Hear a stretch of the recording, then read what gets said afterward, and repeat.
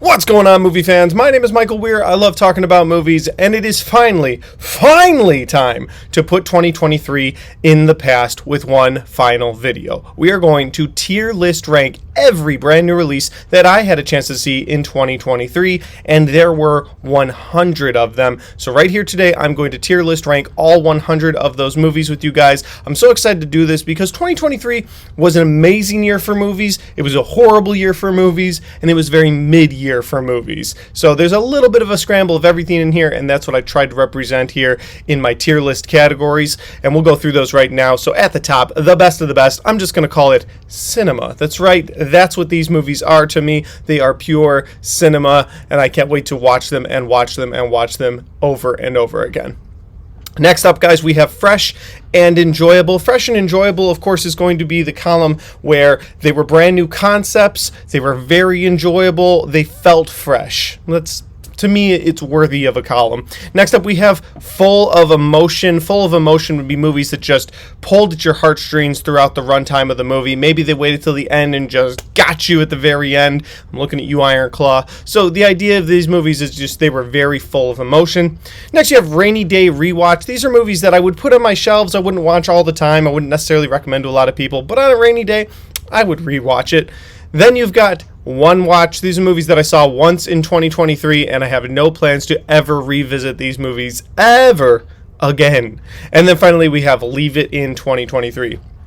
I'm not trying to be overly negative. Originally, I was like, how did this movie get made column? And I was like, I don't want to call it that. But Leave It in 2023 is sort of a, hey, this happened. We're never going to talk about it again as film fans. We're just going to leave it in 2023. Now, of course, this tier list ranking is my way of ranking all these movies without saying one is necessarily better than the other.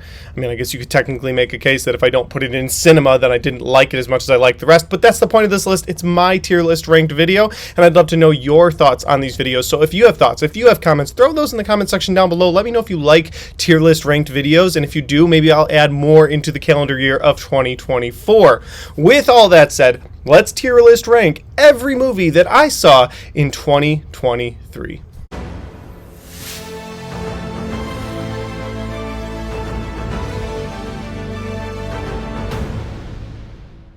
Okay, guys, so I've got all my movies in order by release date here. I know I saw some of them sooner than other ones, but I've got them in order of release date, and we are going to start with Megan, and I'm actually going to put Megan in fresh and enjoyable. I enjoyed so much about this killer doll movie, and while the killer doll concept isn't a fresh one, I still really had a great time with it. And it was funny because when I heard that they dumbed it down from an R rating to a PG-13 rating, I was like, here we go, Blumhouse has to Blumhouse in January. But I actually had a really enjoyable time with this, and I had a fun experience in the theater. This was one of the first full houses that I had been to since COVID in 2020, and so it was really cool seeing a full house for a horror movie in January, and it worked out for Blumhouse because they made a ton of money on it. So I'm going to throw Megan in fresh and enjoyable. Next up, we have The Pale Blue Eye. This was the first Netflix movie that I watched last year, and I will say I'm pretty sure most of the Netflix movies, if not all of them, were duds last year. I'm going to put Pale Blue Eye in one watch. I think it's better than Leave It in 23, but I think that it was a one watch movie. I saw it. It was what it was, but I'm not going to go back to it. There's nothing compelling me to go back to it ever again. And also that horrible Edgar Allan Poe impression that they had in the movie. Christian Bale acted his ass off because he always does, but for me, the movie just wasn't very rewatchable. Plane. I'm going to put Plane in Rainy Day Rewatch. I feel like it deserves a Rainy Day Rewatch column because it's not a movie I'm necessarily going back to very much, but I liked some of the action. The concept was cool. Plus, they're going to make another movie called Boat because Plane did so well, and it's going to star Gerard Butler, so yeah, I'd watch another one. Skinamarink. Now, this is interesting because most of the year I hated on this movie. So, Skinamarink, I'm going to put it in Leave It in 23. Here's the thing. I thought about putting it in one watch because I have a better appreciation for the movie once I watched it at home. Did a full review on the movie as well if you want to check that out. But as far as Skinamarink goes, it's an interesting concept, but not a full-length movie worth of concept. And while I will admit that I am more intrigued the second time I watched it. I would never watch something like this again willingly. So if I found out that Kyle Edward Ball, the director, was going to make another one of these and it was going to be in the same vein with the same idea where just shots of carpet, shots of the door, I don't care how interesting that concept is, I'm not going to seek it out. So I'm going to leave Skinamarink in 23. Next up we have Sick, and Sick actually I'm going to put in fresh and enjoyable. I really enjoyed this movie about the early days of the pandemic where people were starting to quarantine, and then you've got a serial killer in the quarantine era, and I thought that was really cool. It was a neat concept. You know, you got the Kevin Williamson coming back who wrote this movie, and he wrote some of the Scream movies, so it feels a lot like Scream. It's got a lot of the concepts of Scream, and yeah, I thought it was an enjoyable time. Good dialogue. And next up we have Missing, and I'm going to put Missing in one watch because it kept me interested, but I hated the way that it was done, which is basically the way we're doing things right now. Anything through the laptop that she had or through her phone was how you saw this movie. Security cameras. You didn't ever get a regular movie shot. Everything was through some sort of social media account or screen or lens that wasn't a traditional movie shot, and I really disliked that. And it gave me a headache. It was sort of a roller coaster ride that I wasn't looking forward to. So I'll put it in one watch. I watched it once. Interesting concept. Had some good twists and turns. Would never go back to it. Infinity Pool was my favorite horror movie of the year for quite a while. Then I did a rewatch of it and realized it wasn't as good, but I'm still going to put it in fresh and enjoyable. I think that it had a brand new concept, and for people who say, well, Hollywood has no brand new concepts, this is a brand new concept. A bunch of people go to an island. That island says if you commit a crime, you're put to death, but you can have yourself cloned, and the clone can be killed. And then there's the question back and forth of, is the clone being killed or is the original being killed, because the clone wouldn't know he was a clone. And so there's so many cool concepts that go into that. It felt very fresh. I really liked it. I didn't think it had the rewatchability, unfortunately, that I had hoped it would, but still enjoyed it. Still bought both copies. Bought the original copy and then bought the Steelbook director's cut after that. Or unrated, whatever you want to call it. Next up, we have You People, which is another Netflix movie, and I'm going to put this directly in Leave It in 2023. I felt like whoever wrote this movie had never been part of the real world. There were so many issues I had with it, but one of the ones that sticks out to me after all this time is they go to a bachelor party, and the dad is totally cool with everybody doing cocaine, including his soon-to-be son-in-law. But then as soon as the strippers come out, he's like, whoa, I have a problem with that. So back and forth. I just feel like the writer never really experienced the real world. You know, just is in some weird Hollywood bubble, and he's like, yeah, this is how people act. I don't know. It just didn't work for me. Knock at the Cabin. Unfortunately, I'm putting this in one watch.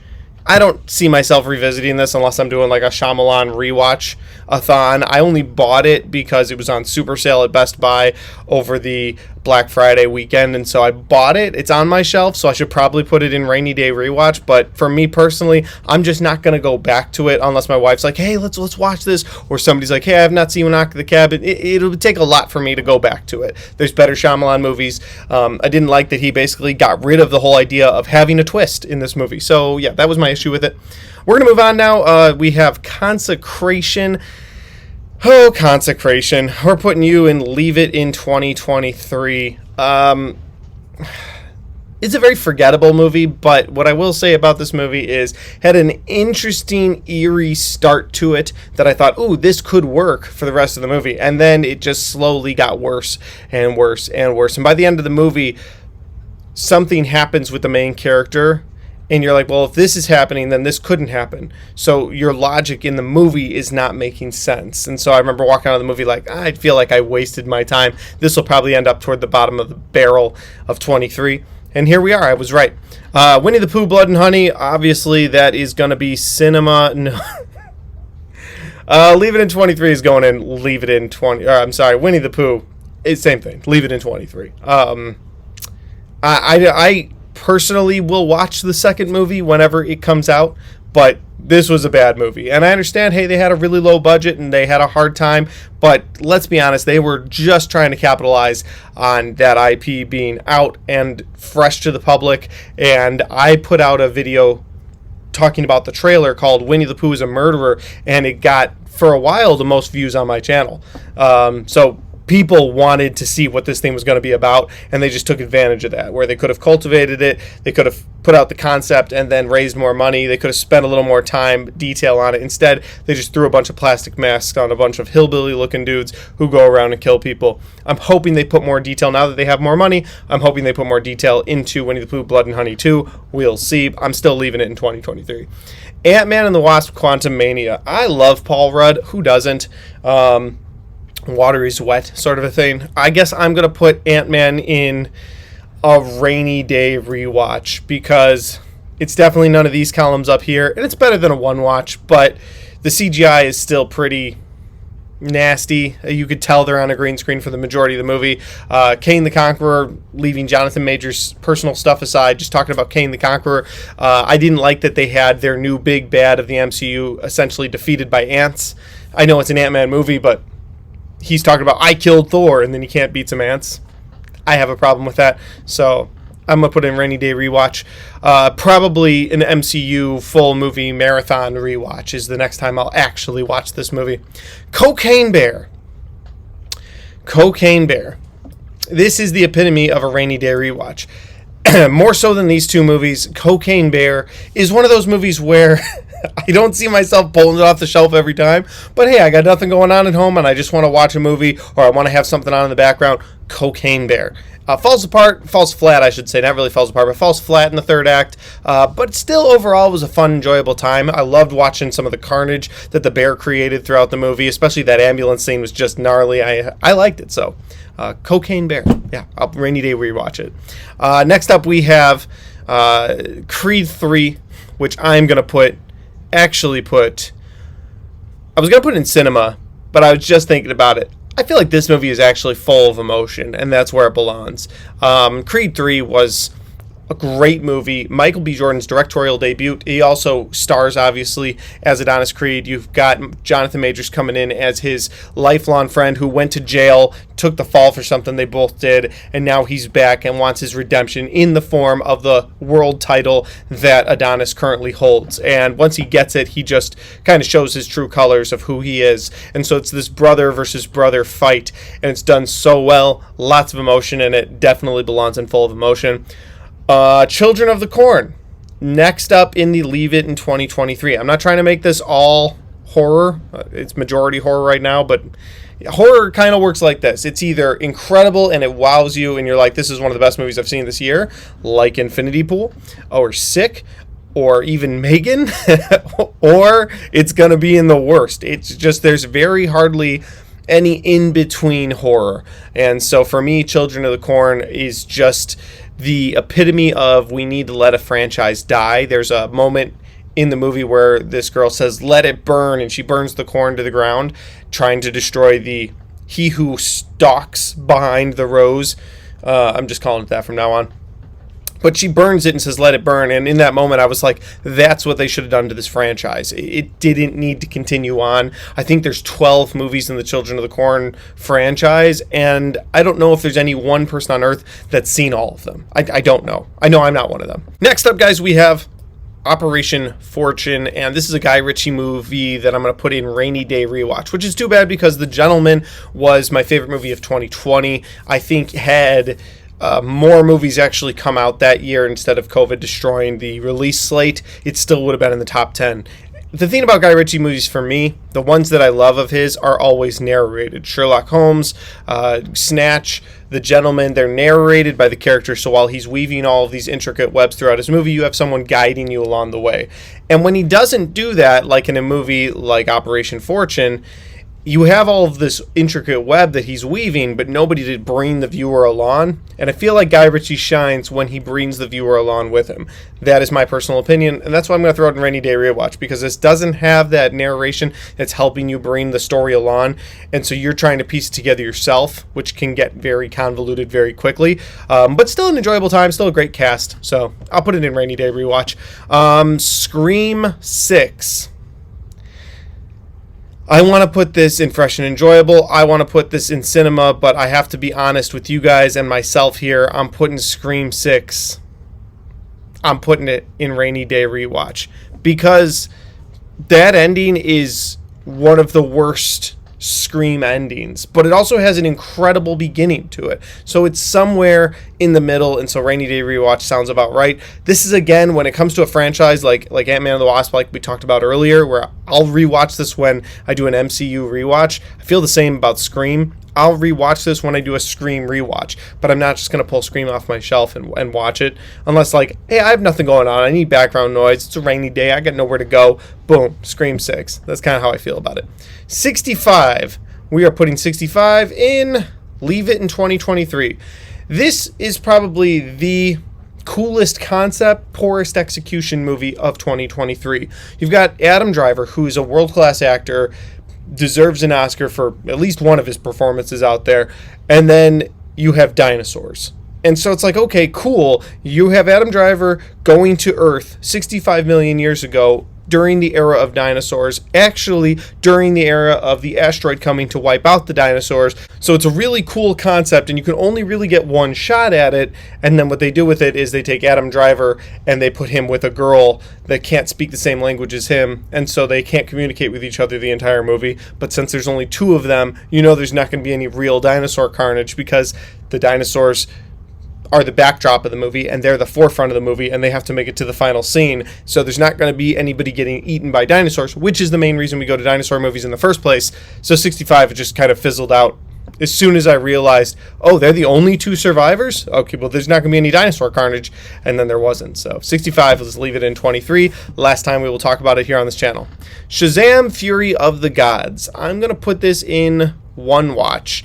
With the DCEU dying, I can't see myself going back to Shazam! Fury of the Gods. I still haven't picked this thing up on Blu-ray or 4K. And for a while, I'm a completist. I pick up all the DCEU. I've just been burned by the DC universe for so long. I'm waiting for James Gunn to reboot this thing. Obviously, I love the Batman. I love Joker. But the DCEU has just burned me time and time again. So Shazam! Fury of the Gods. It's a one-watch. Not sure if I'll ever watch it again. Next up, we have Inside with Willem Dafoe. I loved this movie. I'm putting it in fresh and enjoyable.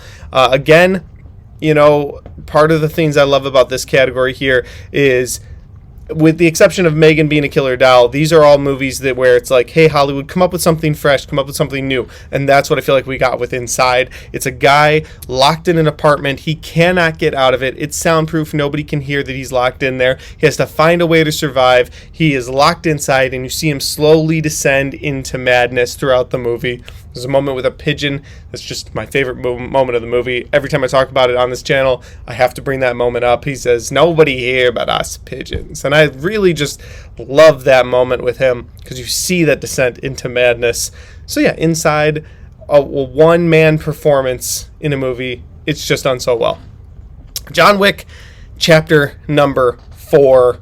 Guys, it's going in cinema. I loved this movie. I loved it. And I loved it for many reasons. I'm going to get into some spoilery details about John Wick Chapter 4 here, so if you haven't seen it, beware. I'm going to talk about spoilers here. But John Wick Chapter 4, starring Keanu Reeves, he's got nunchucks in this movie, and it's great, but he dies. And that, to me, was the coolest thing that an action franchise can do, because they had the guts, they had the balls to kill their main character. It is nearly unheard of, and they killed their main character in the movie, and I applaud them for that. When Tom Cruise said, hey, we're making 2 final Mission Impossibles, it was like, okay, they're going to kill Ethan Hunt. It's time. He's been an action star for so long. It's time to end the franchise off. It's done. And then last year they were like, well, we're not really done making Mission Impossible movies. Like, there's going to be more. And so I'm like, there's nobody can commit to it. But they committed to it.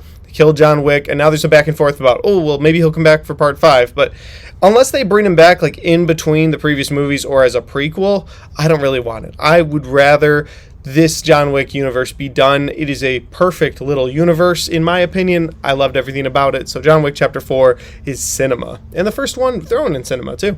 Next up, we have Dungeons and Dragons, and you know what?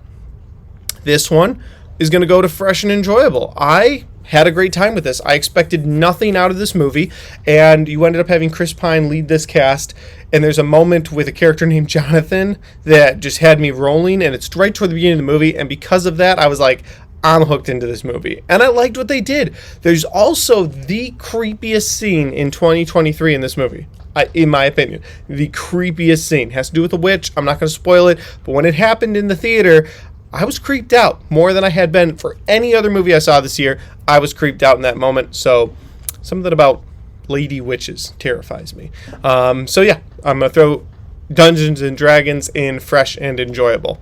Moving on to murder mystery. And you know, Adam Sandler, Jennifer Aniston, I love you guys. I'm going to throw this one in one watch just because it has Adam Sandler, and I love The Sandman. But this movie was very forgettable. I don't even remember how this movie ends. I remember a good chunk of the beginning, and I don't know what I was doing, but I don't remember how this movie ends. So I'm going to put it in one watch because clearly it did nothing for me. It wasn't bad. It was just Adam Sandler doing his jokey Adam Sandler thing. For me, the best Adam Sandler movie we've gotten in a long time is Uncut Gems. I'd like to see a return to that soon. Although I liked Hustle, but Uncut Gems is still my favorite. Okay, next up, we have the Super Mario Bros. Movie. I loved this thing. Man, you could put it in any of the top columns because it's cinema. It is. It's also fresh and enjoyable. It's also full of emotion. My kids loved this movie. I'm gonna go ahead and throw it. You know, I'm gonna do it. I'm gonna put it in cinema.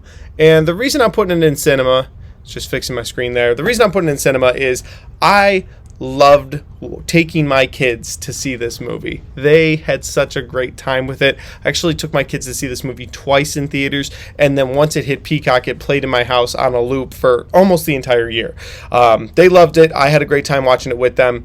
It deserves it. It deserves that top column. It really does. Air.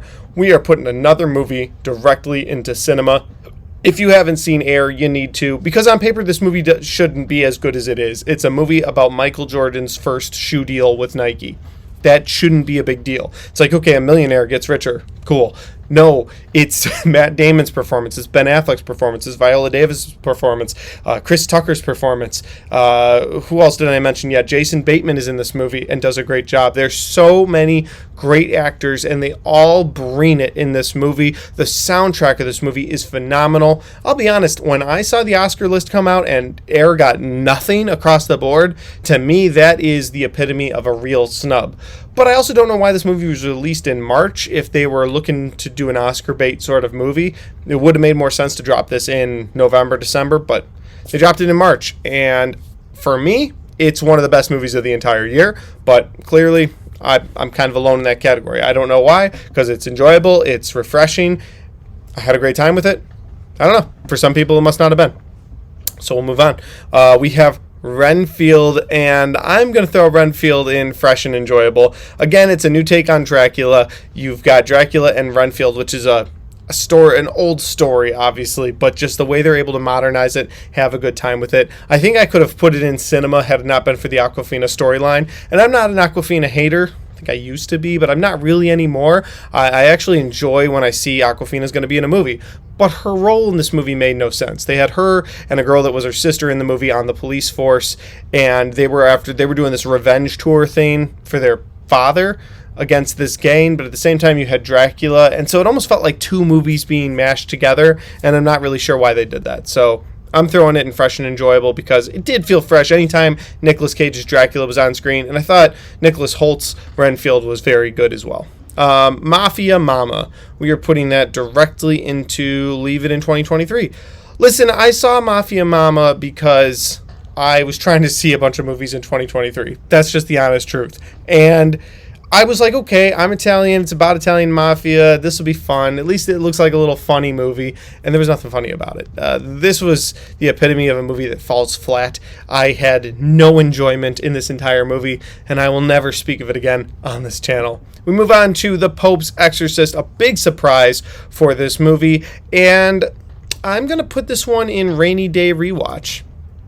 I am, because while it was a big surprise for me, I really enjoyed the majority of Russell Crowe in this movie. For the rest of the movie, it's your standard Exorcist movie. So there's a girl or a boy that gets possessed, and then all the normal possession tropes of throwing up and cursing and crosses flipping upside down. Like, there's nothing new in that regard. What is the standout in this movie is Russell Crowe's performance. I would watch a sequel if they announced, hey, Russell Crowe is going to be part of this sequel. I think I would definitely be into watching that. Sorry, I'm fixing my screen again. Trying to make sure that you guys can see the whole screen. Okay. So, yeah, I would definitely rewatch on a rainy day. Yeah. Next up, we have Nefarious. Get your pitchforks ready, because this is going directly into Leave It in 2023. If you make an agenda piece movie, I'm not going to like it. I don't care what side you play for. If you make an agenda piece movie, I'm not going to like it.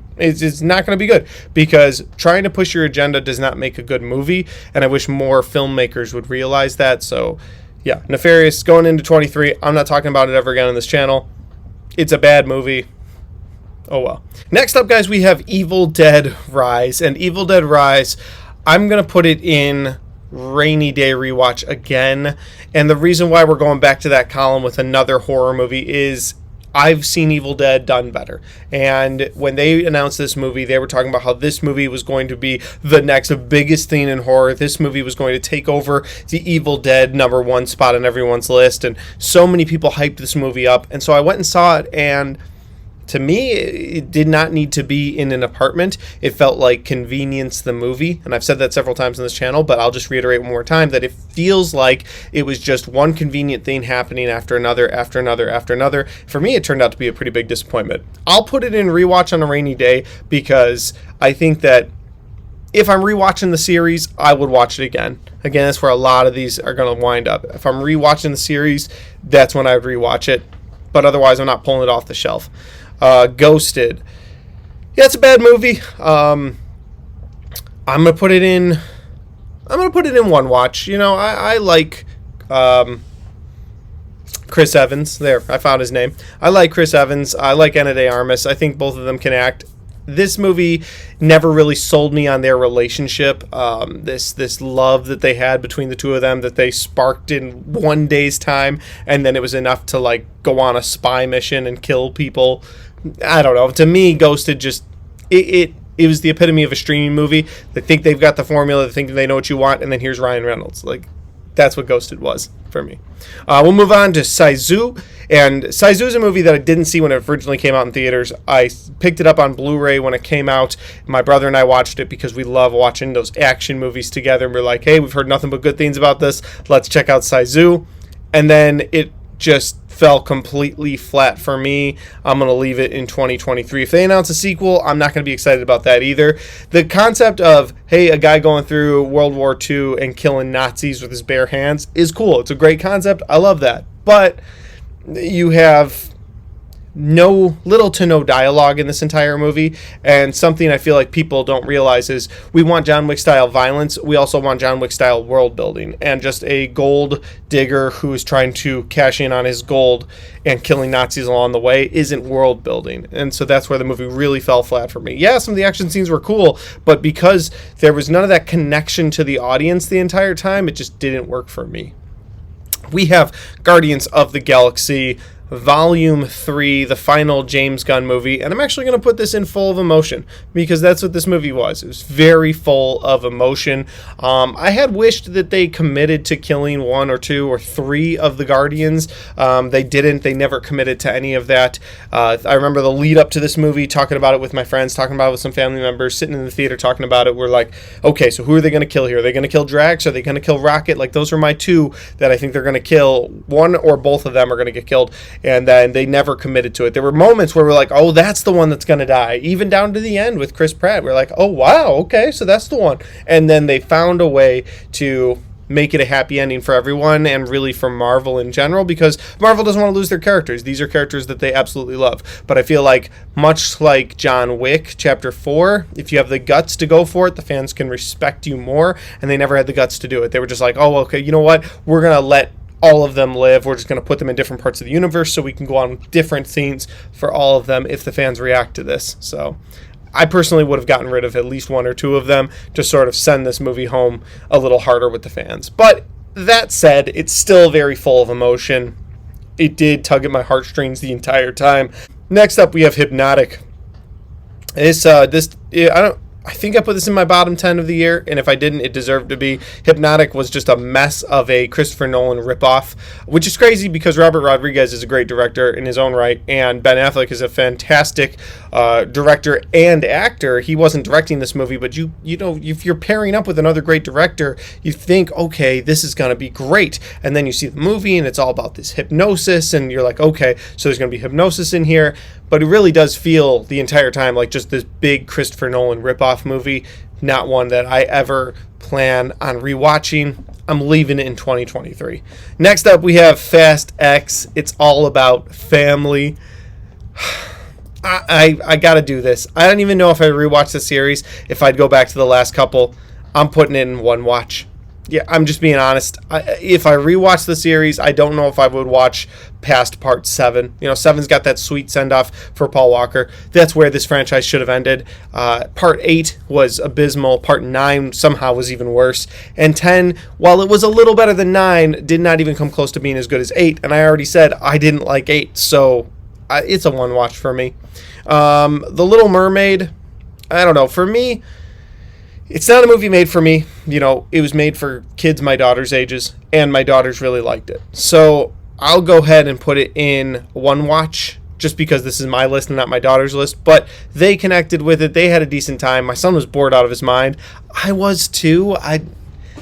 You know, the CGI was good, but there was nothing really new to the story. There was nothing that was like, oh, that's what they changed. Okay, that worked for me. Like, it was fine, but for me, it's a one watch. Next up, we have About My Father, and I'm going to put it in the same category. I'm going back to one watch, and my reasoning for put it in one watch is, you know, it's a well-made movie, but it's tired old tropes yet again. A guy wants to have his family meet another family, feels like Meet the Fockers, and then you've got all the different rom-com tropes, down to he's wearing a silly costume toward the end of the movie to try and get on the good side of both his soon-to-be wife and his wife's family.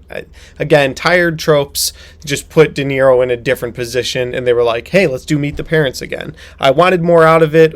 With Sebastian, I thought he could make this movie a lot funnier than it turned out to be, and that was too bad. Next up, we have Kandahar.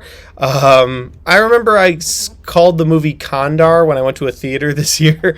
I went to a theater, and I was like, yeah, one ticket to Kandar, please. And the guy goes, do you mean Kandahar? I was like, I wanted to say to the guy, my man, there's nothing else playing that even comes close to it. So clearly, that's what I meant. But he corrected me. Now I know how to say it. It's Kandahar, and we're going to leave this in 2023.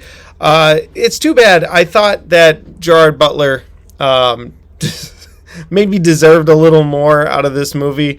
But you could have done so much more with the action of this movie, and it just didn't. They just took the concept and they failed with it. That's my opinion. We'll move on to the next one here. We have the SpiderVerse movie, Across the SpiderVerse Part 1.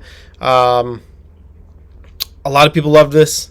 I thought it was really good. I thought it was full of emotion. So I think that's where I'm going to put it, is in the full of emotion category. I'm not putting it in cinema because my experience in the theater was terrible. That's not the movie's fault at all. It is 100% the crowd I was with. The crowd, it was a packed theater, and there were people, kids mostly, running down to the screen and taking selfies with the theater screen with the flash on as the movie was playing. And then you had people just getting up and going around. And I just had a very terrible time in the theater with that movie. Again, not the theater's fault, or not the movie's fault. I did try to rewatch it at home. Didn't have the rewatchability I wanted it to, so I'm going to put it in full of emotion because it did have a great storyline with Gwen Stacy. It felt like it had a very emotional storyline with Spider-Man. So overall, an emotional movie. Not one of my favorites of the year. Personally. Alright guys, next up we have The Boogeyman, and The Boogeyman is going to go right into fresh and enjoyable, and I feel like it deserves to be in fresh and enjoyable because this movie took me by surprise. I didn't have much hope for it. I didn't know if it was linked to the older Boogeyman movies that were so terrible, and so didn't go in with much expectation. Left really surprised with how much fun I had with it.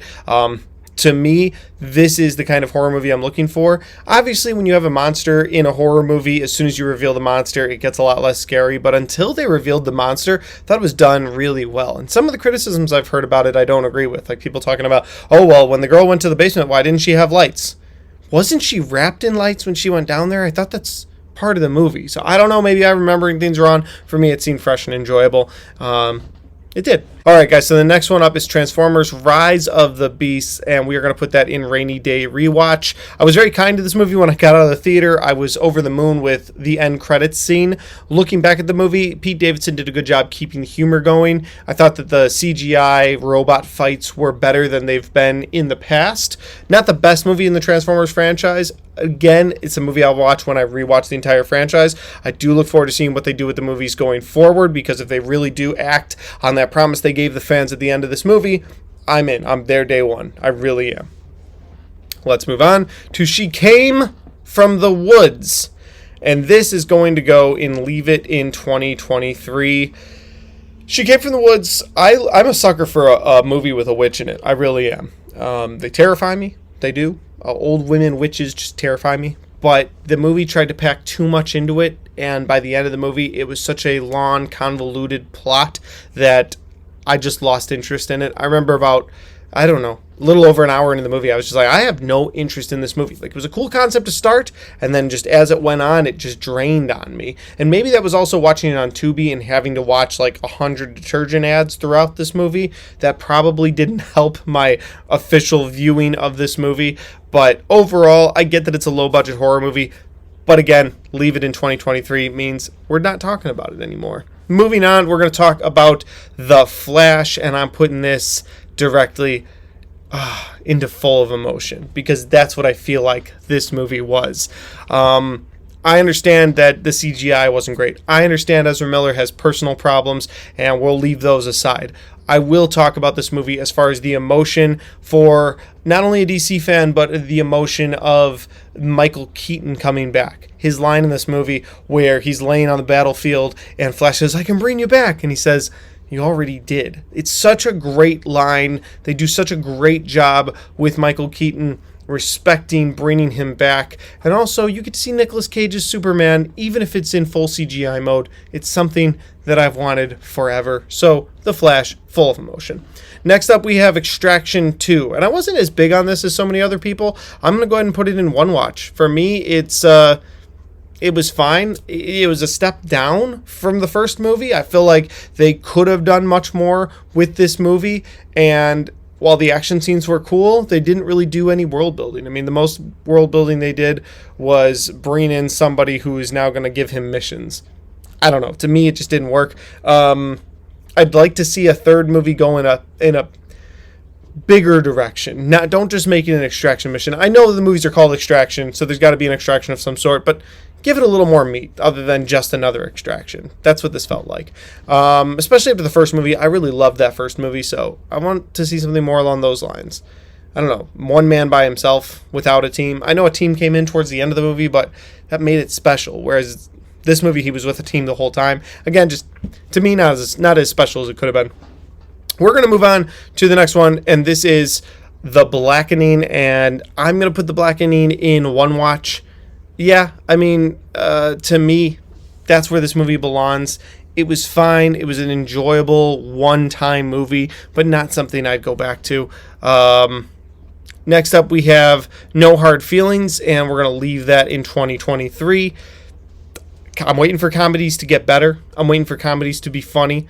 There's a comedy coming out, going straight to Amazon Prime, called Ricky Stenicki in March of this year, and it looks hilarious. It's got John Cena in it, and I'm all for raunchy comedies. I just need them to be funny, and I felt like that one wasn't. Asteroid City, clearly, that's not my style movie. I'm going to put it in one watch because I could see sort of the artistic merit of the movie, but it's just not a movie made for me. It is so far from what I'm looking for in a movie, and I was hoping the performances would sort of get me over the edge of my just not being that type of movie, and the performances were fine. So they were all kind of one note, actually, when I think about it. So yeah, I'm going to throw it in one watch. Indiana Jones and the Dial of Destiny, leave it in 2023. The more I think about this movie, the more irritated I get with this movie. I think I was kind to it on my out of the theater reaction, but then as I went to make a full review for it, I never did because I just couldn't find enough positives to say about one of my favorite icons in movie culture is Indiana Jones. And just seeing him as a beat up old man taking orders from somebody, just it didn't work for me personally. So for me, it's leave it in 2023. All right, guys, next up, we're talking about The Sound of Freedom, and this is going directly into full of emotion because that's what I feel this movie truly is. Very full of emotion.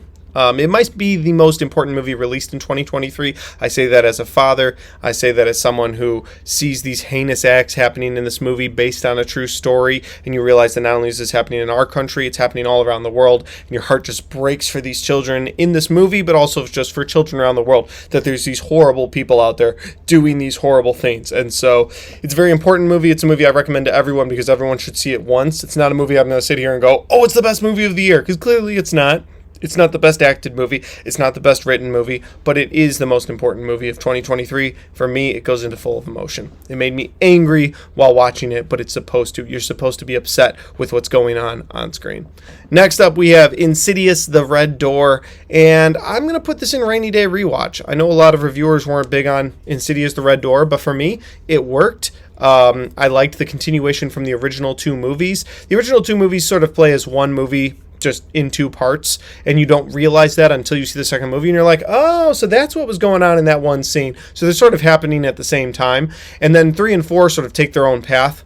They're connected loosely, but they take their own path. Whereas the fifth movie really feels like it's connected to those first two movies. And with Patrick Wilson directing, he got rid of the elements that some of the fans didn't like in those movies, like the loud noises every time there's a jump scare. It was nice to see those taken away. I thought they went in a good direction with this movie. And for me, I feel like that story of that family is officially finalized and we can move on. Next time they make an Insidious movie, I would like to see something new, something fresh. With that said, I do have a story about this movie. So I went and saw this movie and I felt kind of bad going into the movie, and I was like, I'm sure it'll pass, it'll be fine. Sat down with my wife to watch this movie. We got through all the previews, and just as the movie was about to begin, I looked at my wife and I was like, I think I need to go to an urgent care.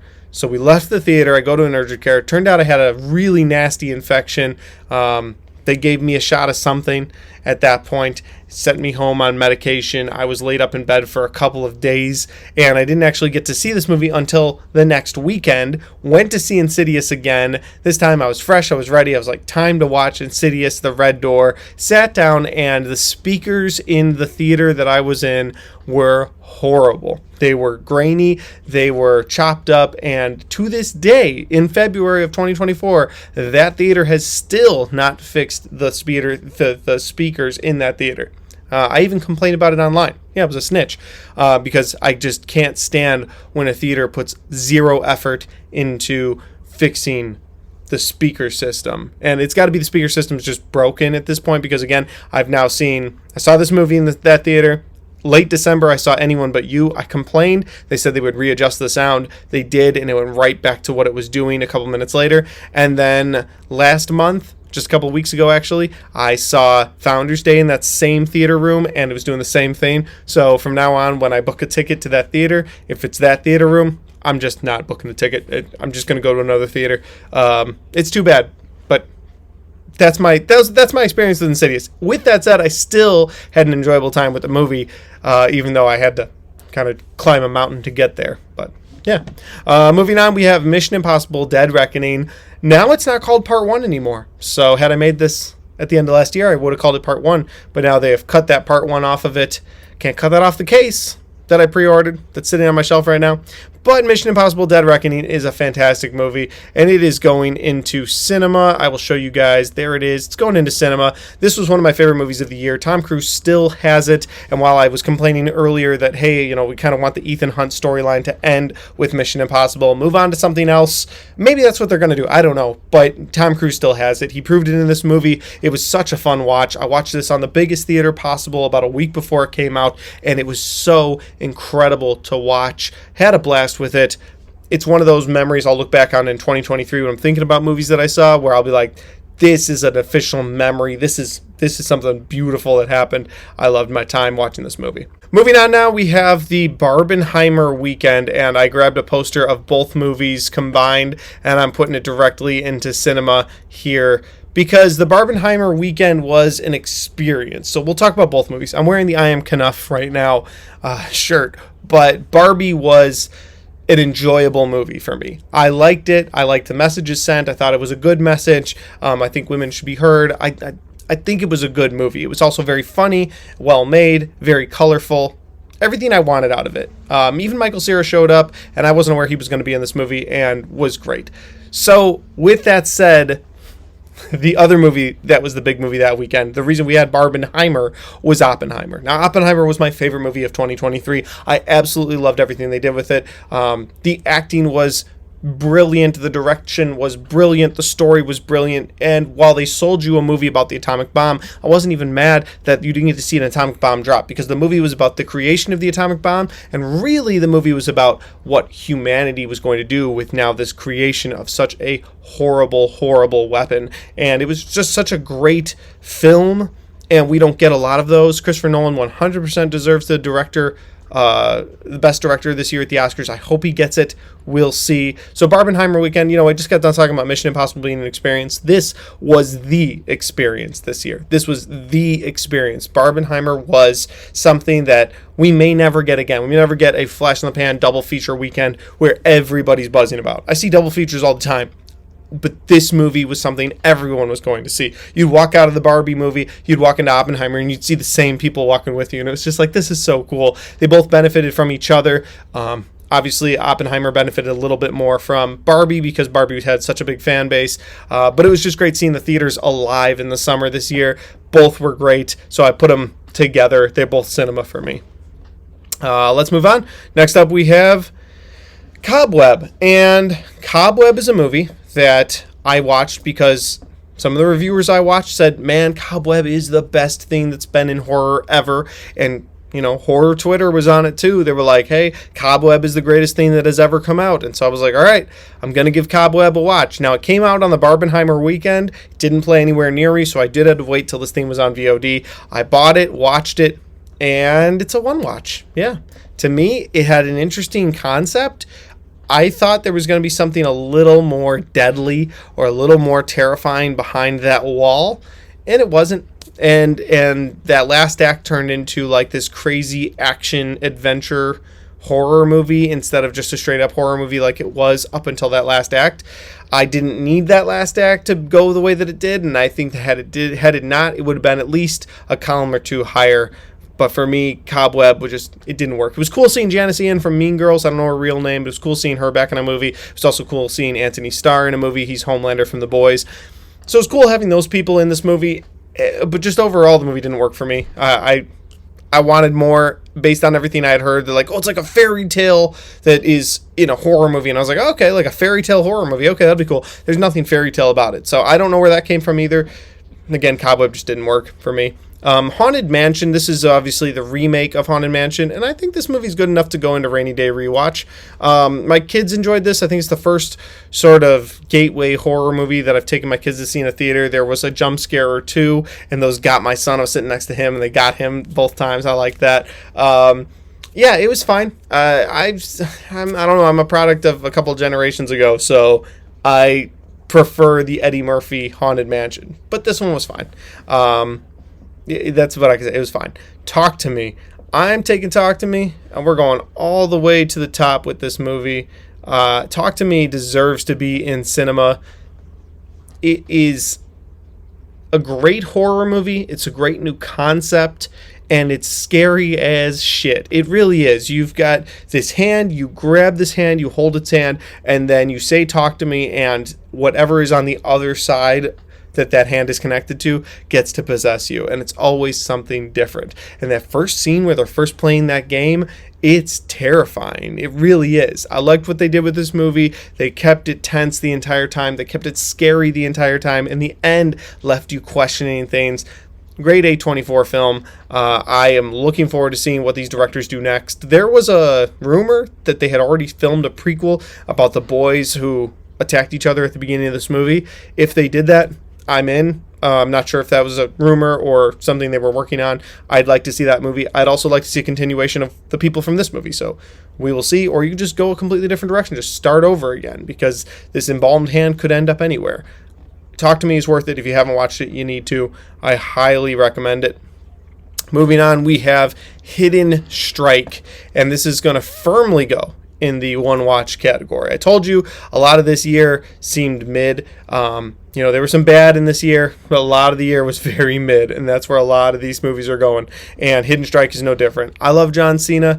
I love Jackie Chan. They put these two in a movie on Netflix. Might have been the best Netflix movie of the year, but it's in one watch with other Netflix movies.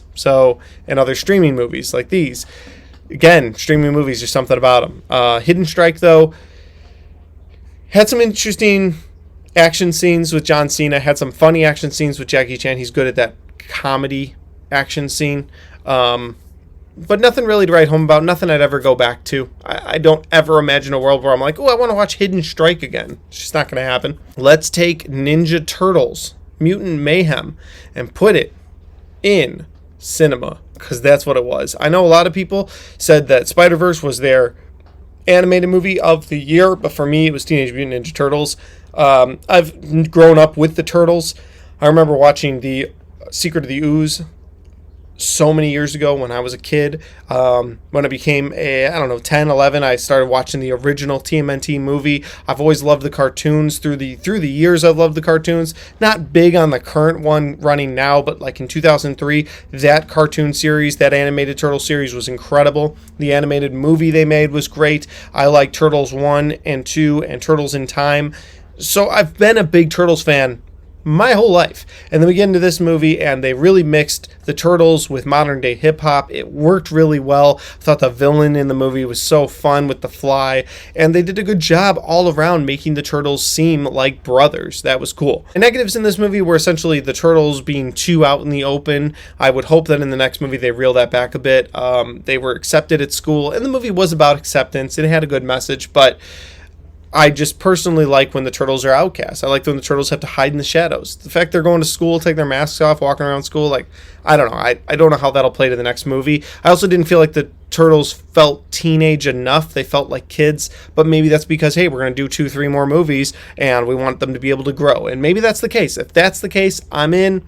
I really enjoyed the Teenage Mutant Ninja Turtles Mutant Mayhem movie. For me, it's one of the cinema movies of the year. All right, guys, next up we have The Meg 2, and that is firmly going to go into Leave It in 2023.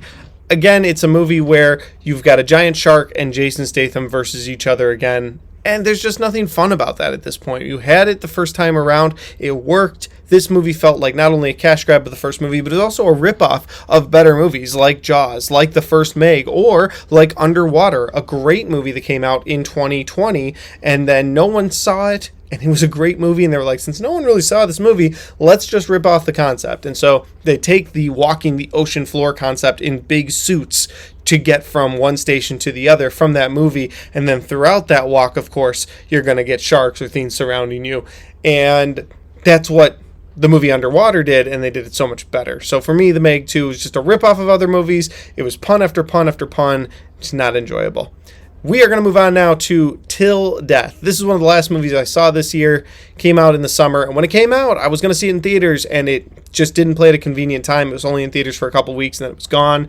And from the picture of the poster and from the description, it looked like a horror movie. It's about a bride who leaves her groom on the wedding day, and then the groom comes after her with his 7 deadly groomsmen. And I was like, okay, this is going to be a decent movie. She looks like she's holding a chainsaw on the poster. What could go wrong with this movie? Everything. It's going directly to Leave It in 2023 because everything went wrong with this movie. The writing is horrible. The characters are even worse. And you have a character in here who swing dances his way through the entire movie. I'm not kidding. That's a real thing. He swing dances his way through the movie. I hated this movie. I sat there and I watched this movie for its entire runtime, which was way too long, all to just get down to one final scene where the bride and groom do this weird dance karate fight that's terrible. It's terrible. Listen, if you don't believe me, go ahead and watch it. But when you're done watching it, I want you to come back to this video and be like, hey, you were right. That movie was terrible. Let's move on. We have The Last Voyage of the Demeter. And this was on my most anticipated movies of 2023 list, and I had a lot of hope for it. It takes place in the Bram Stoker Dracula book, where Dracula's making his way from Transylvania to England, and it's about that time he spent on the boat. Because in the original Dracula movie with Bela Lugosi, you just see the boat sort of hit the docks, and everybody's dead on board, and just Renfield is going crazy, and there's some coffins. But obviously we know Dracula and his brides were in those coffins, or however you want to put it. This movie focuses on that, and I was like, that's such a cool concept. And so I went to watch this movie, and I have a story from it, like I do with other movies. Sat down on the top row. There's only like 5-6 people in the entire theater, and one guy was sitting at the very end of my row, but he was chewing popcorn so loudly that I could not hear the movie at times. It was legitimately that bad. And I wasn't crazy, because the guy in front of me with his wife kept turning around and looking at the guy and getting angrier and angrier. So finally I was like, you know what? I'm removing myself from the situation. I'm going down to the front row of the top section. So I just moved down there. The movie had already started. Nobody was sitting there. I sat there. I could still hear him up there. It was that bad. The person that was right in front of me ended up moving to the end of their row. They were upset. And when the guy left, he's the guy that goes to my gym. And I was like, oh, I kind of know that guy. That's kind of scary. He's a trainer at my gym, so kind of had to put my head down. So yeah, that's what happened to me during my showing of The Last Voyage of the Demeter. But with that said, I'm going to go ahead and take it and put it in one watch, because while it had an interesting concept and it was one that I was intrigued with, obviously I put it in my most anticipated list. The execution of this movie was bad. There's this crew on a ship trying to find Dracula, but they wait till nighttime every time so that he can come out, pick one of them off, and then go back to his coffin. And then they're like, we'll get him tomorrow night. And they just repeat that process over and over, and it just gets stale after a while. Speaking of movies that don't get stale, though, is Strays. And Strays was fresh and enjoyable. Been a while since I put one in this column, but yeah, Strays was fresh and enjoyable. I really enjoyed this movie. Will Ferrell, Jamie Foxx, both voicing dogs in this movie, and you could see they were just having a great time with it. It's also one of those things where comedy movies tend to pull their punches these days, but since they had dogs and the dogs were saying everything, they could pretty much get away with saying anything they wanted to. There was a couple twists and turns in the movie that I thought were really funny, really well done. Overall, Strays might be my favorite comedy of 2023. Had a great time with it, so yeah, I'm putting it in fresh and enjoyable. Next up, we have Blue Beetle, and for me, much like Shazam! Fury of the Gods, it's going in one watch. It's a cool character. I hope that we get that same character actor in the DCU when James Gunn finally reboots and we put a Justice League together, or a Teen Titans, or whatever they want to do. I hope we get that character again, because I feel like there's a lot they could do with it. What I didn't like in the movie, and I know that this is a selling point for a lot of people, so it's just something that didn't work for me, but what didn't work for me in this movie was watching every member of Blue Beetle's family save him. Every step of the way, there was somebody in his family that was helping him out, that was saving him, and I was just like, why are we doing this? It got down to the point where his grandma saves him, and I was like, all right, so the grandma's got a machine gun now. Why is this movie so focused on family? We already had Fast and Furious 10 do family, then we had Shazam! Fury of the Gods do family, and then we had Blue Beetle do family. It's like, we gotta find something new, guys. We really do. Next up, guys, we have Gran Turismo, and I'm gonna put Gran Turismo in one watch, and that is because that I thought there was a cool concept with what they were doing with the racers, where you saw them in a video game translate to a car, and then when they was in a car it would translate to video game and kind of show his mindset. But for me, I can't watch racing on a screen for 2 hours. I just can't do it. And having to watch this guy race and race and race and race, after a while, that just gets boring. And I liked other elements of this movie, but I could have used more of them and just gotten through the races a little faster. That's me personally. I know a lot of people like this. I won't harp on it anymore. Again, for me personally, it's a one watch. Equalizer 3, going right into that one watch column with those other movies there. I don't get the appeal of Equalizer. I think that Denzel is way past his time as an action star, and this movie kind of showed that even more, because every time he had a fight, it was like these extremely choreographed. I know all fights are choreographed in movies, but like it just looked extremely choreographed. They also slowed the pace down for this movie, which is something that my brother, who again we go see action movies together with, we went and saw this movie, and he was disappointed by the pacing of this movie. And it's just clearly like, hey, Denzel is a great actor, but we need to give him something that's not him being a badass running around with the guns, because he's just past that time, in my opinion. Next up, we have R.L. Stine's Zombie Town, and I'm throwing that in Leave It in 2023. Yeah, what a just mess of a movie. I get why this thing went directly to streaming. R.L. Stine, creator of Goosebumps, had the Fear Street movies come out, and I thought we'd get something more in the vein of that. And this movie wouldn't commit to being a kid's movie, while it wouldn't commit to being an adult zombie movie. When the zombies attacked someone, they just sort of hovered over them, and then they found this magical spell that reversed the zombiness in the town. Again, just not something that I liked, not something my kids liked, so I'm not really sure who this was for. Next up, we have Don't Look Away, and I'm going to put this firmly in one watch, because I don't think it's like, hey, leave it in 23 and never talk about it again, because I think there's some merit to this movie. I like the concept of this thing that can move towards you only when you're not looking at it, but if you lock eyes with it, it can't move. But obviously you can't go anywhere, you can't move, because you have to stare at it. And so I like that concept.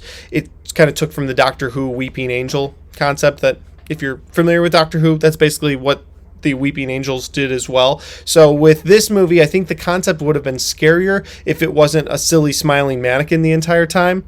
I go back to The Empty Man, where in the first opening scene, you've got this terrifying thing that's cloaked. If you had something more like that, it would have been scarier for the viewer. But again, every time you looked at it, you saw this naked Ken doll looking mannequin. And I was like, whoa, you had me at the concept, and you lost me in the execution. They also did this whole subplot of a guy going from normal shitty boyfriend to Jack from The Shining. And there was no reason for that. The mannequin didn't like have this power or effect on people, so there was no reason for that happening. So again, I'm putting it in one watch. I'm not going to watch it again. Because of the concept of it, I think it's better than Leave It in 23, but by that much. The Nun 2. This one, leave it in 2023, which is too bad. The Conjuring franchise, the Conjuring movies, even the third movie, they're great. The second Annabelle movie is great. I'd say The Nun, the first Nun, had some scary moments. This movie, every scary moment was in the preview. The previews were overly played in the theaters. And so when I went and saw this movie, it was like, okay, I know what's going to happen here and here and here and here. There's got to be something new, right? They're holding something back from me. And no, there was absolutely nothing new in this movie. It wasn't scary at all. A lot of the same horror tropes that the Conjuring universe has been using over the years. I'd like to see the Conjuring universe either go in a different direction or just officially end, because this is not the kind of scary movie that I'm looking for. Moving on, guys, we have A Haunting in Venice, and Haunting in Venice is going to go into Leave It in 2023. To say this is a bad movie would be an understatement.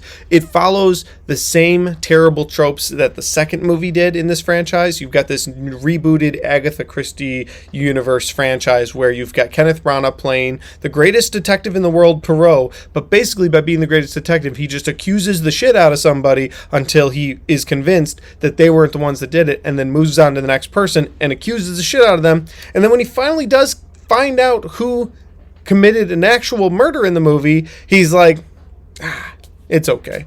And if you've seen it, you know what I'm talking about. It's terrible.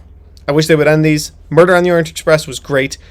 I've got that movie on my shelf. I've rewatched it. I think it's a great movie. Death on the Nile was terrible, predictable, subplot about his mustache. And then in this movie, they didn't even give you the decency of knowing, hey, you just had a subplot about him removing his mustache. Because in this movie, they're like, of course I got the mustache back. What's up?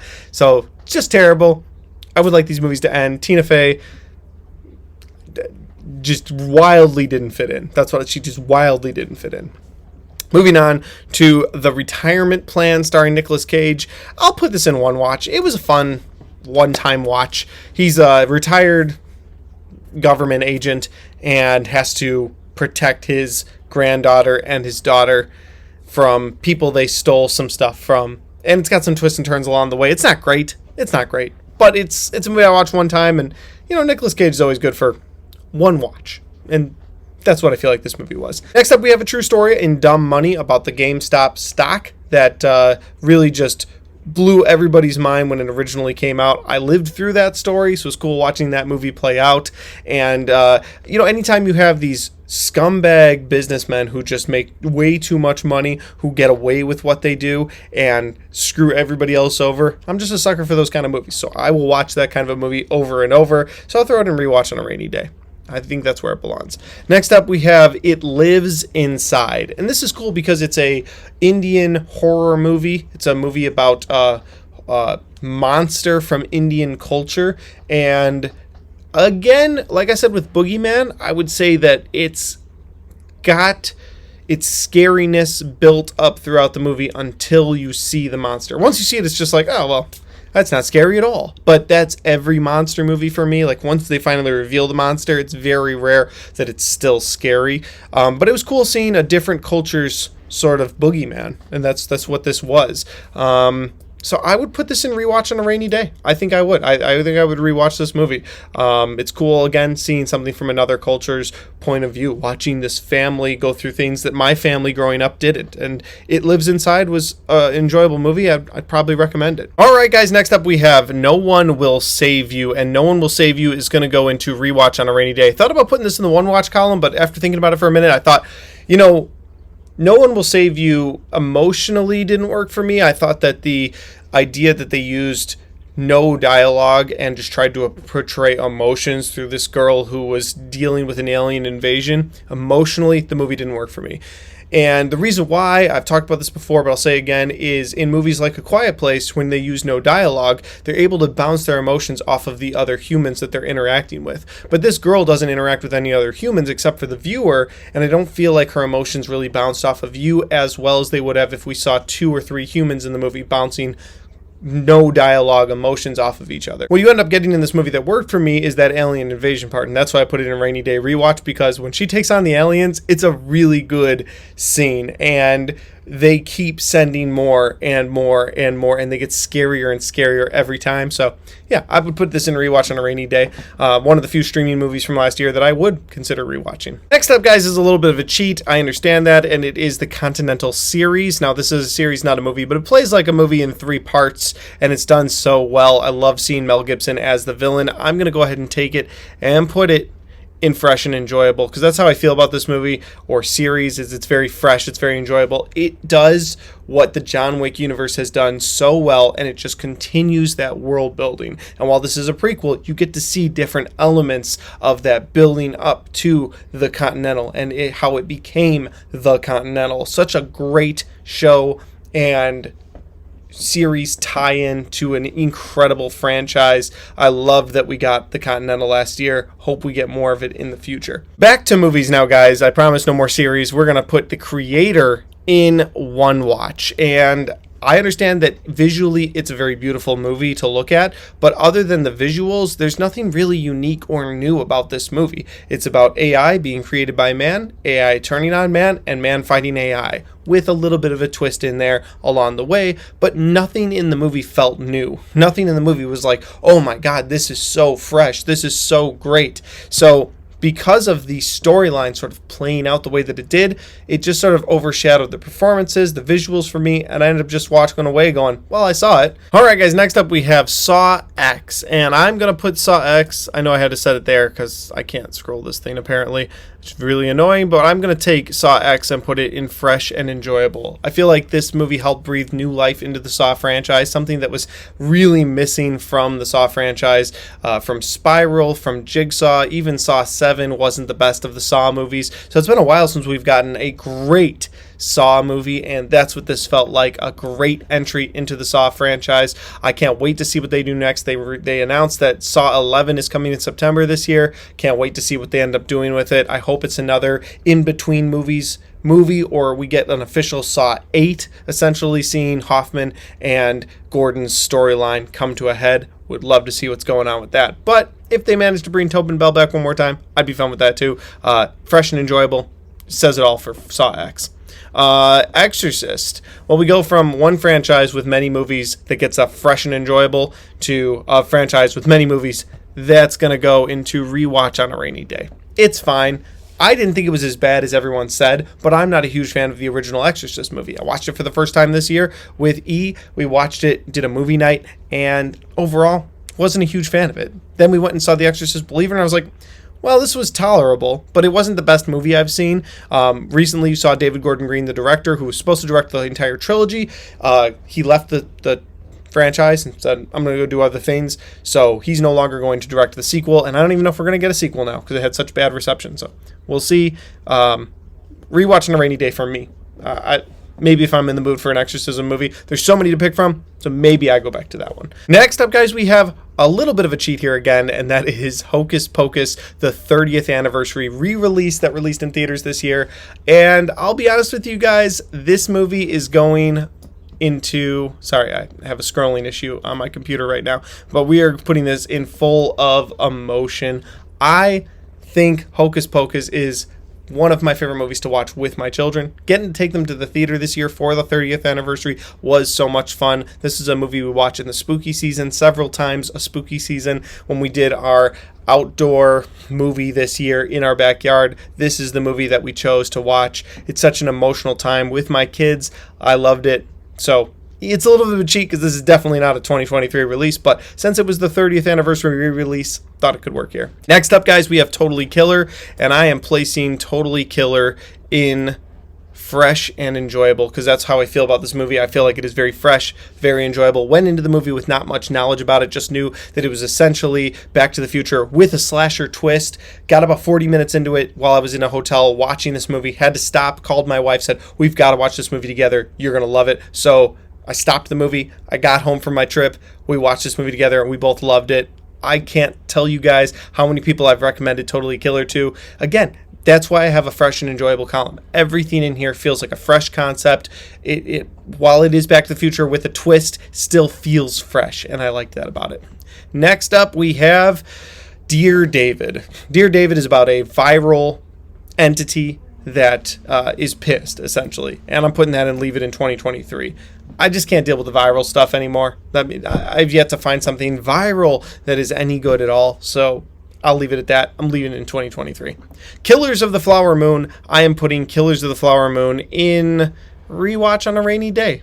And that's how I feel about it. I thought the acting in it was fine, but it definitely didn't need to be almost 4 hours long. There were so many things in the movie that just felt kind of repetitive with Leonardo DiCaprio's character and what he was doing throughout the movie that after a while I just got bored with it. So for me, it's rewatch on a rainy day. That's not to say that the movie's not good, because I do feel like the movie is good, but it's not any better than that. It's not full of emotion for me. It's just I'll rewatch it on a rainy day.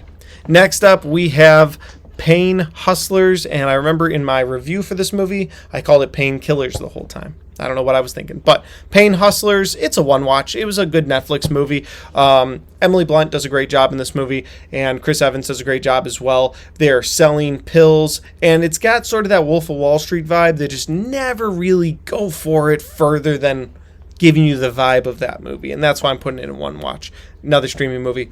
Another John Cena movie, Freelance, that I'm going to go ahead and put in Leave It in 2023, which pains my heart to do because I love John Cena, but Freelance is an abysmal movie. It's a script, looks like a script that was written in the 90s, but not like a 90s action film, sort of a 90s goofy comedy that also has action in it, and that's what this is. And John Cena can play that goofy comedy really well, so I was hoping it was going to be worth it, but it really wasn't. None of the storylines really mattered to you throughout this movie. Whether someone lived or died didn't really matter. John Cena's storyline seemed very vague. It was essentially The Marine Part 6.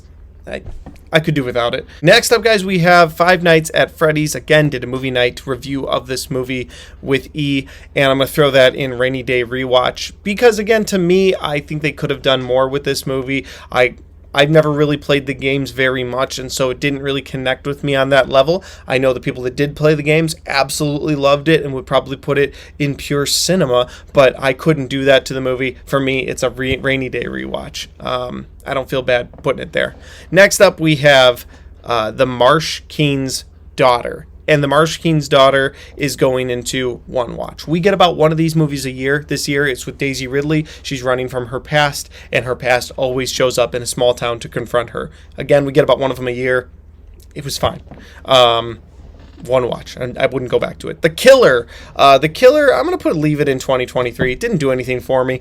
You know, I thought that It had potential with Michael Fassbender in the lead role, but it's essentially a movie we've seen a dozen times before. An assassin has something go wrong, and then has to clean up his way on his way out of town. And there's nothing fresh there. There's nothing new there. There's one action scene that has that John Wick style of violence we like to talk about, but I know that wasn't the point of the movie, but the killer was very slow burn, kind of boring. So throwing it over there. David Fincher, not his best work.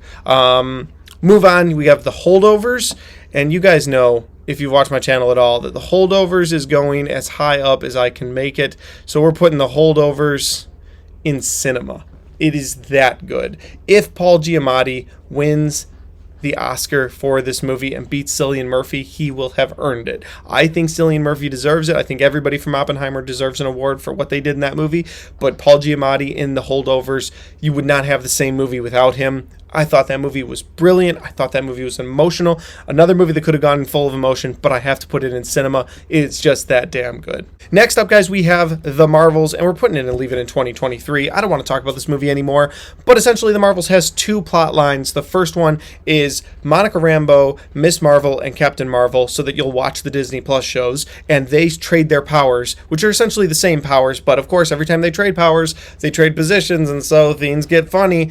And then the other main plot is essentially what should have been Captain Marvel 2 subplot that got squashed into this movie so that they could make The Marvels. Overall felt like a mess of a movie, not one I'd ever go back to. We're leaving it in 2023. Next up, we have It's a Wonderful Knife, and It's a Wonderful Knife is in the same vein as Freaky, where it takes an old concept and twists it into a horror movie. It's a Wonderful Knife takes on It's a Wonderful Life, takes that concept, makes it a slasher, and as much as I like Totally Freaky, It's a Wonderful Knife is going into leave it in 2023, because that's what this felt like. It felt like a movie that we don't need to ever talk about again. We tried. Some of these concepts work, like Happy Death Day. Some of them don't, like It's a Wonderful Knife, and it's not a movie I ever personally want to revisit. Next up, we have another one going into leave it in 2023, and that is The Hunger Games, A Ballad of Songbirds and Snakes. My mother-in-law told me this movie was phenomenal. I believed her. Shouldn't have done that. I should have known going into the movie called A Ballad of Songbirds and Snakes that a girl was going to sing throughout the entire movie. It didn't occur to me until I got there and I watched the movie that this is how it was going to be. And man, it's just, for such a long movie that probably should have been 2 movies, you had so many musical numbers in there that you could have cut out. And it would have been a better movie. For Hollywood loving to take movies and split them in half, I don't know why they didn't do this to this movie. It was too long in the runtime. I didn't have an enjoyable time, and I don't want to go back to the Hunger Games universe ever again. Next up, we have Thanksgiving, and I'm going to go ahead and put Thanksgiving all the way up in fresh and enjoyable. It was very fresh, very enjoyable. It's the best thing I could say about Thanksgiving. It's essentially the Scream movie that we wanted this year. I liked the John Carver villain. I liked the twist reveal at the end. I didn't see it coming. A lot of people said they could see it coming a mile away. It worked for me. I liked what I saw. I loved the killing in this movie. I loved the different items that the killer used to take out his victims in this movie, things off the Thanksgiving table. Again, all of that worked for me. So fresh and enjoyable for that one. All right, guys, next up we have Saltburn. We're putting Saltburn in one watch, and I don't think it's a horrible movie. I get artistically what they were going for between these rich characters and this poor character. It's one of my wife's favorite movies of 2023, but it wasn't for me. It's something I watched one time and I was kind of grossed out, and I was like, you know what? I never want to see this again. So I'll put it in one watch. It's a movie I'll have a conversation about in the future. It's not like I'm leaving it in 2023 like the rest of these, but Saltburn, just one watch. That sums it up for me. Next up, guys, we are getting there because this is the end of November here. We have Napoleon. I'm going to put Napoleon in full of emotion because that's how I felt about this movie. While my gripe with this movie is that it kind of jumped from one big aspect of his life to the next big aspect of his life all the way to the end of his life, I thought that the emotional pull of this movie between him and his wife and the relationship that they had really worked for me. I wanted it to be better. I would love to have said this is cinema, put it in the cinema category. I hear that the director's cut is going to have a little bit more of that stuff that I felt was missing. So maybe on a watch of that cut of the movie, that's where I'd put it. But for now, full of emotion is the best I could do. All right, guys, next up we have Godzilla -1, and I am putting Godzilla -1 all the way up when I can in cinema. There we go. That's what I feel like this movie is. Godzilla Minus One is cinema. It's got an emotional pull between the characters that I previously have never cared about in a Godzilla movie before, and this time I very much so cared about it. I loved watching what I saw on screen for this movie between Godzilla and the humans. I love the human element of this movie even more than I loved Godzilla, but I loved Godzilla in this movie. I've seen it 3 times in theaters, twice when it originally came out, and once in black and white. It plays so well every time. Can't wait to own this and put it on my shelves. Next up, guys, we have Dream Scenario, and Dream Scenario is one of those movies that is going into full of emotion. That's how I feel about this movie. Nicolas Cage does a fantastic job, one of his best performances in years. I loved the concept of this movie where he's going around in people's dreams unbeknownst to himself, and he's just kind of watching it first. But then as the movie progresses and his life has some twists and turns that he doesn't like, it gets darker and darker in those people's dreams.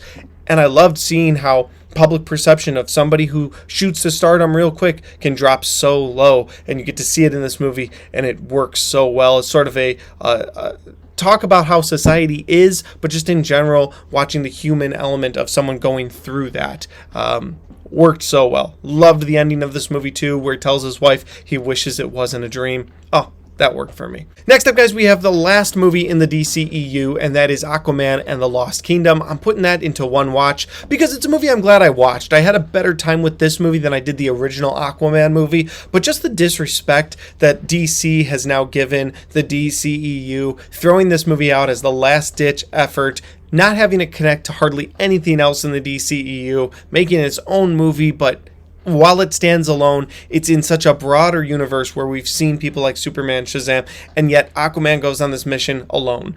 The good parts of this movie, definitely the brother aspect of it. We didn't get to see that with him and Orm the first time around because they were enemies. In this movie, I liked watching that brotherly love, watching these two brothers go out there and fight a fight together. That worked for me, but that was the only thing that worked for me.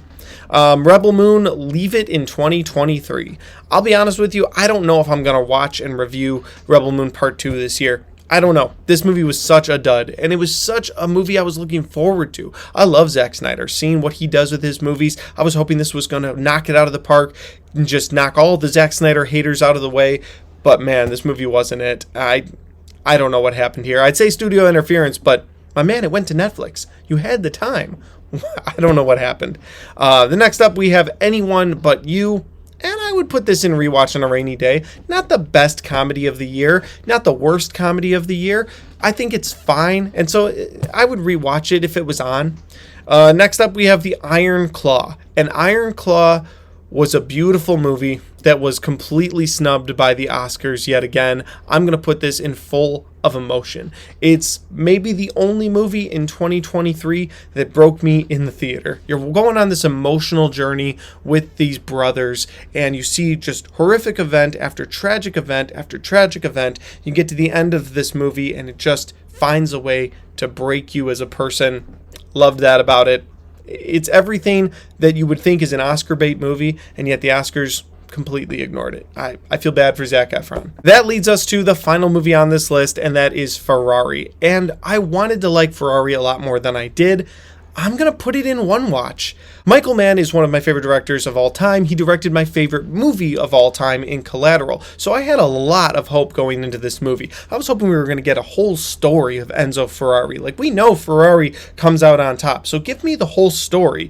And they do touch on a little bit of his history with the war and everything that happened in his life before he gets to this final Ferrari deal that he's trying to make in this movie. But the movie spends the bulk of it, at least 90%, focusing on this one aspect of his life. And I feel like it could have been done so much better, and Michael Mann has that in him, but for whatever reason, they just focused on this one story, and that didn't really work for me. So I put it in one watch. Glad I watched it. Not something I'd go back to.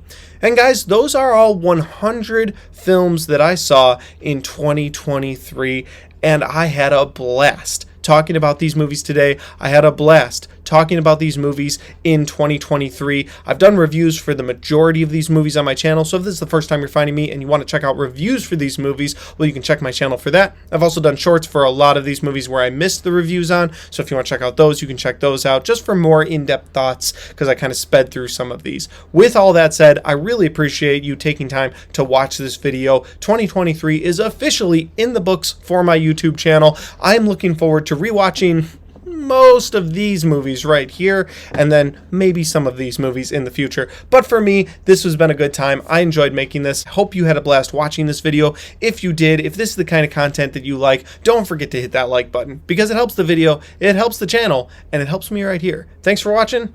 I'll see you next time.